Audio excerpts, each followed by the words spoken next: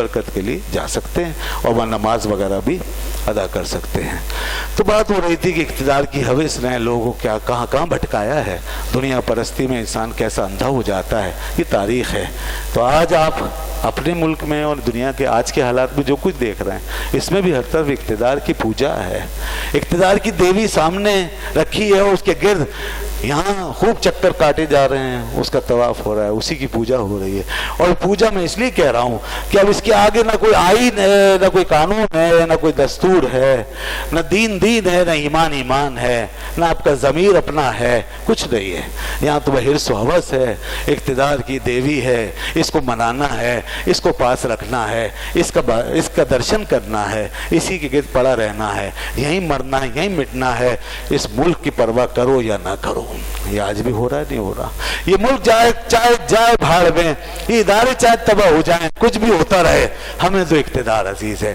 اقتدار کی ہوس کے پیچھے بھاگنے والے بہت آگے جا گئے ہیں، گمراہ ہوئے، تباہ ہوئے، برباد ہوئے۔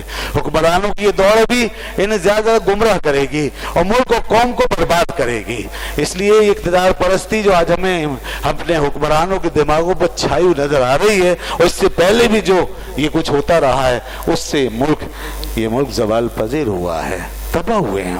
ہم نے غدار پیدا کیے، ہم نے بے وفا پیدا کیے، ہم نے دشمن کے جاسوس پیدا کیے ہیں، ہم نے دشمن کا نریٹو زندہ کیا ہے، ہم نے دشمن کے ایجنڈے پہ کام کیا ہے۔ اقتدار کے پجاریوں کا کوئی بھروسہ نہیں ہے، وہ کسی بھی ایجنڈے پہ کام کر سکتے ہیں، وہ کسی کے اشارے پہ بھی ناچ کھیل کر سکتے ہیں، ان کے نزدیک ملک کی کوئی اہمیت نہیں ہے۔ یہ تماشا آج ہمارے ملک میں ہو رہا ہے۔ دوستو یاد رکھو، کوئی گل باقی رہے گا، نئے چمن رہ جائے گا، پر رسول اللہ کا دین حسن رہ جائے گا۔ ان کو بتا دیں اور خود ہم بھی یہ بات سامنے رکھیں کہ ہم سفیر و باغ میں ہیں، کوئی دم کا چہچہا، بلبلیں اڑ جائیں گی، سونا چمن رہ جائے گا۔ اطلس و کم خواب کی پوشاک پر نازا نہ ہو، اس تنے بے جان پر خاکی کفن رہ جائے گا۔ سب فنا ہو جائیں گے کافی و لیکن حشر تک نعت حضرت کا زبانوں پہ سخن رہ جائے گا۔ جنہوں نے مدینے پہ حملہ کیا وہ خاک ہو گئے، تباہ ہو گئے۔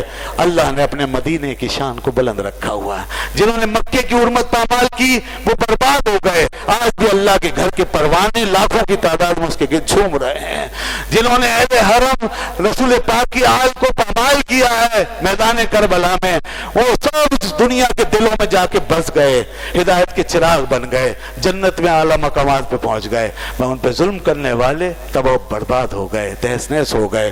اس لیے ہم کہتے ہیں اصول زندہ رہیں گے، ضمیر زندہ رہیں گے، جو حق کا ضمیر ہے وہ زندہ رہے گا، جو قانون ہے وہ رہے گا، جو سچ ہے وہ رہے گا، اور یہ ملک ہے یہ قائم رہے گا، یہ سرزمین قائم رہے گی، یہ دھرتی قائم رہے گی۔ اور اس کے خلاف یہ غداریاں کرنے والے اور بے وفائیاں کرنے والے اسی طرح راندہ درگاہ ہو کے جائیں گے، پامال ہوں گے، ختم ہوں گے۔ ملک انشاءاللہ قائم رہے گا، کسی نہ کسی صورت میں رہے گا، اس نے رہنا ہے۔ اللہ تعالیٰ ہمیں اس حرص و ہوس سے محفوظ رکھے اور ہمیں اپنے اقدار کو، اپنے ملک کو، اپنی قوم اور اپنے دین و